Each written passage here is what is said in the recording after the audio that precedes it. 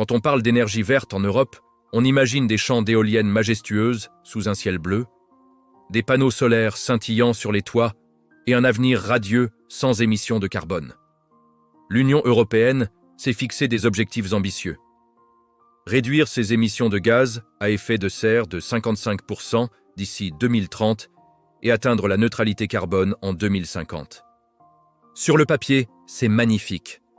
Dans la réalité, cette transition cache des coûts invisibles qui menacent de saborder l'économie européenne et de créer de nouvelles dépendances géopolitiques tout aussi dangereuses que celles qu'elle prétend éliminer.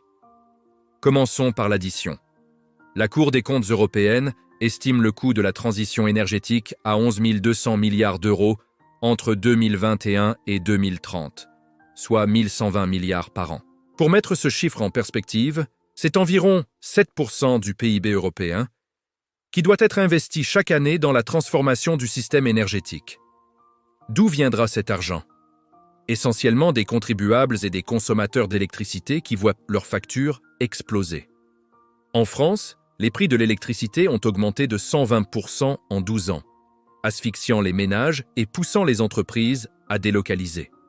Cette inflation énergétique n'est pas un accident, mais la conséquence directe des choix politiques de la transition verte. L'Allemagne illustre parfaitement cette contradiction tragique. Après avoir investi des centaines de milliards dans les énergies renouvelables et fermé ses centrales nucléaires au nom de l'écologie, le pays se retrouve à relancer ses centrales à charbon pour compenser l'intermittence du solaire et de l'éolien.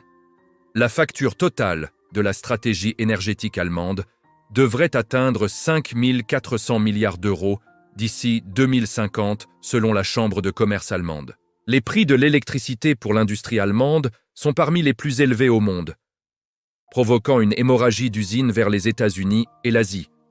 Ce n'est pas une transition énergétique, c'est un suicide économique sous label vert. Le premier coût invisible de l'énergie verte est son intermittence. Le vent ne souffle pas toujours, le soleil ne brille pas la nuit. Cette vérité élémentaire crée un problème technique colossal que les promoteurs des renouvelables préfèrent minimiser. Pour chaque mégawatt d'énergie renouvelable installée, il faut maintenir une capacité équivalente en centrales à gaz ou à charbon pour les moments où le vent tombe et les nuages arrivent. C'est ce qu'on appelle la puissance de backup. L'Allemagne dispose de plus de 120 gigawatts de capacité éolienne et solaire, mais elle doit aussi maintenir 80 gigawatts de centrales thermiques pour éviter le blackout. Résultat paradoxal. Plus vous installez de renouvelables, plus vous avez besoin de centrales fossiles en secours. Le stockage de l'énergie, présenté comme la solution miracle, reste une chimère à grande échelle. Les batteries actuelles sont horriblement coûteuses et leur capacité est ridiculement faible par rapport aux besoins. Pour stocker ne serait-ce qu'une journée de consommation électrique de l'Allemagne, il faudrait construire des dizaines de milliers de mégabatteries au lithium, ce qui coûterait des centaines de milliards d'euros. L'hydrogène vert, autre solution envisagée, coûte aujourd'hui entre 4 et 5 euros par kilogramme, soit plus du double du prix de l'hydrogène gris produit à partir de gaz naturel. 60 à 90% du coût de l'hydrogène vert provient du prix de l'électricité renouvelable nécessaire à son électrolyse, qui présente un rendement médiocre de 70 à 80%.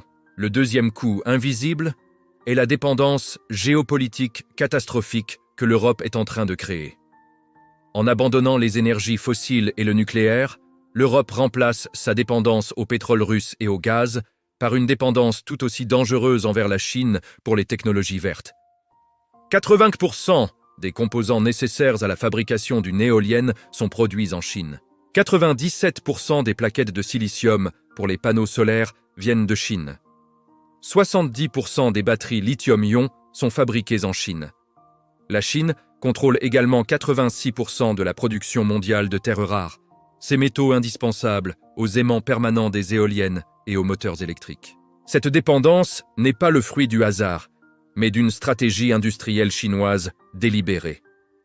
Pendant que l'Europe se focalisait sur des objectifs climatiques idéologiques, la Chine investissait massivement dans toute la chaîne de valeur des technologies vertes, de l'extraction des matières premières à la fabrication des produits finis. Résultat, l'Europe dépend désormais presque entièrement de la Chine pour réaliser sa transition énergétique.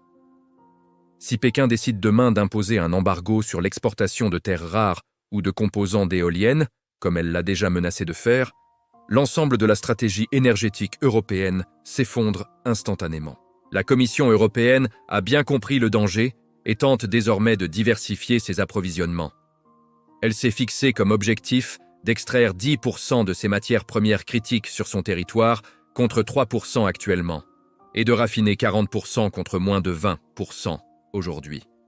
Mais ces objectifs sont risiblement insuffisants et probablement irréalisables. L'Europe ne dispose tout simplement pas des gisements nécessaires en quantité suffisante, et même si elle les avait, l'extraction minière se heurte à une opposition écologiste massive sur le continent.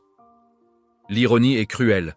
Les mêmes mouvements qui réclament une transition énergétique urgente s'opposent à l'ouverture des mines nécessaires pour fabriquer les panneaux solaires et les éoliennes. Le troisième coût invisible est l'impact environnemental réel de ces technologies soi-disant vertes. L'extraction du lithium pour les batteries nécessite des quantités colossales d'eau dans des régions souvent arides, provoquant des catastrophes écologiques locales. Au Chili et en Argentine, les lacs salés sont en train de s'assécher, détruisant les écosystèmes et privant les populations locales de leurs ressources en eau. L'extraction du cobalt en République démocratique du Congo s'accompagne de violations massives des droits humains, incluant le travail des enfants dans des conditions épouvantables. L'extraction des terres rares en Chine génère une pollution radioactive massive car ces minerais sont souvent associés à du thorium et de l'uranium.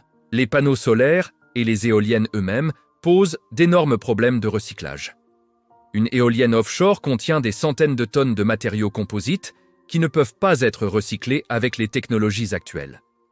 Les pales d'éoliennes finissent enterrées dans des décharges ou incinérées. Les panneaux solaires contiennent des métaux lourds toxiques comme le cadmium et le tellure. Leur durée de vie est d'environ 25 ans, après quoi ils deviennent des déchets dangereux. L'Europe va devoir gérer dans les décennies à venir des millions de tonnes de panneaux solaires et d'éoliennes en fin de vie sans avoir de solution de recyclage viable. Le quatrième coût invisible est l'instabilité du réseau électrique. Plus on intègre de sources intermittentes dans le mix électrique, plus le réseau devient difficile à gérer. Les gestionnaires de réseau doivent constamment équilibrer l'offre et la demande d'électricité en temps réel. Avec des centrales nucléaires ou à charbon, c'est relativement simple car on peut moduler la production. Avec l'éolien et le solaire, c'est un cauchemar car la production fluctue constamment en fonction de la météo. Cette instabilité crée des coûts supplémentaires énormes pour renforcer les réseaux, installer des systèmes de gestion intelligents et maintenir des capacités de backup. Les prix de l'électricité deviennent également beaucoup plus volatiles. Par une journée ensoleillée et venteuse, la surproduction d'électricité renouvelable fait chuter les prix à zéro ou même en territoire négatif, ce qui semble formidable pour le consommateur. Mais cette volatilité rend impossible tout investissement rentable dans de nouvelles capacités de production. Aucun producteur d'électricité ne peut survivre avec des prix qui oscillent entre moins 10 € et 100 € le mégawattheure d'un jour à l'autre. Résultat, les investissements privés s'effondrent et seules les installations massivement subventionnées par l'État voient main le jour. Ces subventions elles-mêmes constituent un cinquième coût invisible colossal. Les énergies renouvelables en Europe ne survivent que grâce à des mécanismes de soutien extraordinairement généreux. Tarifs d'achat garantis, crédits d'impôt, quotas obligatoires, aides directes à l'investissement. Ces subventions se chiffrent en dizaines de milliards d'euros par an et sont financées soit par les contribuables, soit par une taxe sur la facture d'électricité des consommateurs. En France, la contribution au service public de l'électricité a rapporté des milliards pour financer les énergies renouvelables.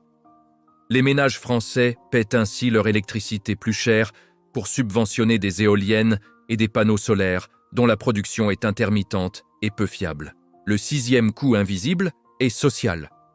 La hausse des prix de l'électricité crée de la précarité énergétique pour des millions de ménages européens qui peinent à payer leurs factures.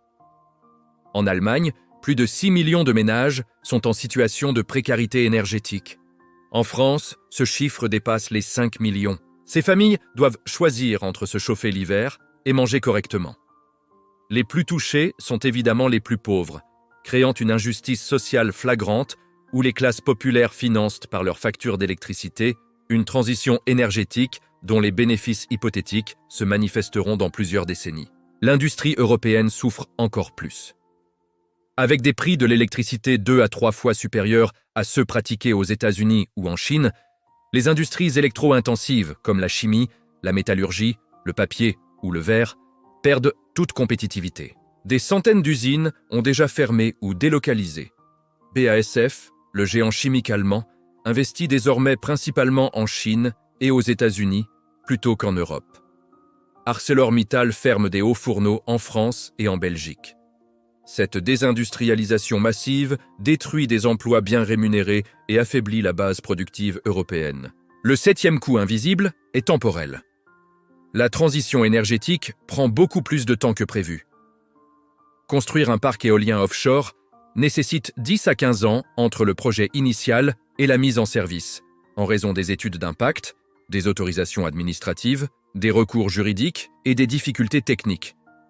Développer une filière industrielle complète pour produire des batteries ou des panneaux solaires en Europe nécessiterait des décennies d'investissements soutenus. Entre-temps, l'Europe reste dépendante de la Chine et vulnérable au choc énergétique.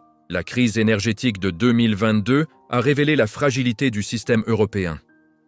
Lorsque la Russie a coupé ses livraisons de gaz, les prix de l'électricité ont explosé malgré toutes les capacités renouvelables installées. Pourquoi ? Parce que les centrales à gaz, qui servent de backup aux renouvelables, sont devenues hors de prix. L'Europe a dû importer du gaz naturel liquéfié américain à des prix exorbitants, provoquant une inflation énergétique qui a coûté des centaines de milliards d'euros à l'économie européenne. Cette crise a démontré que les renouvelables ne garantissent aucune indépendance énergétique tant qu'on a besoin de centrales fossiles pour compenser leur intermittence. La France représente un cas d'école de cette folie. Le pays disposait du système électrique le plus décarboné et le moins cher d'Europe grâce à son parc nucléaire. 90% de son électricité était sans émissions de carbone, produite par des centrales nucléaires et hydroélectriques. Mais sous pression politique et européenne, la France a décidé de réduire la part du nucléaire et d'augmenter celle des renouvelables. Résultat, les prix ont augmenté, la sécurité d'approvisionnement s'est dégradée et les émissions de carbone n'ont pas baissé car les renouvelables intermittents nécessitent des centrales à gaz en backup. Le 8e coût invisible est celui de l'opportunité. Les centaines de milliards investis dans des éoliennes et des panneaux solaires inefficaces auraient pu financer des solutions autrement plus efficaces. Moderniser et étendre le parc nucléaire européen aurait fourni une électricité abondante, décarbonée et stable à un coût infiniment inférieur. Investir massivement dans la recherche sur la fusion nucléaire ou les réacteurs de 4e génération aurait pu résoudre définitivement le problème énergétique. Améliorer l'efficacité énergétique des bâtiments aurait réduit la demande d'électricité de manière bien plus rentable.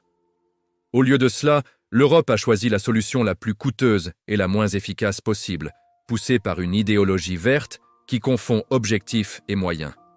L'objectif est de réduire les émissions de carbone et d'assurer la sécurité énergétique. Les moyens pour y parvenir devraient être évalués rationnellement en fonction de leur efficacité et de leur coût.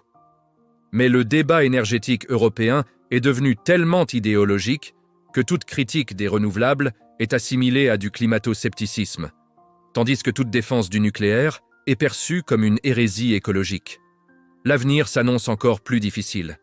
Pour atteindre la neutralité carbone en 2050, l'Union européenne devra multiplier par 26 sa consommation de terres rares selon une étude de l'Université de Louvain. Cette demande explosive se heurtera à une offre contrôlée par la Chine qui pourra utiliser son quasi-monopole comme arme géopolitique. Les tensions sino-européennes risquent de s'aggraver considérablement dans les années à venir. Et l'Europe se retrouvera dans la position inconfortable de dépendre entièrement de son rival stratégique pour réaliser sa transition énergétique. Le piège de l'énergie verte en Europe se referme. En voulant échapper à la dépendance aux énergies fossiles, l'Europe s'est jetée dans une dépendance technologique envers la Chine, tout en sabordant son industrie par des prix de l'électricité insoutenables. En voulant protéger l'environnement, elle a créé de nouvelles pollutions dans les pays extracteurs de métaux rares. En voulant assurer sa sécurité énergétique, elle a rendu son système électrique plus fragile et intermittent. La durabilité promise s'avère être un mirage coûteux, qui pourrait bien mener l'Europe non pas vers un avenir vert radieux, mais vers un déclin économique durable. Les coûts invisibles de cette transition deviennent chaque jour plus visibles, mais les décideurs politiques semblent incapables d'admettre leur erreur et de corriger le tir, tant l'idéologie verte est devenue intouchable.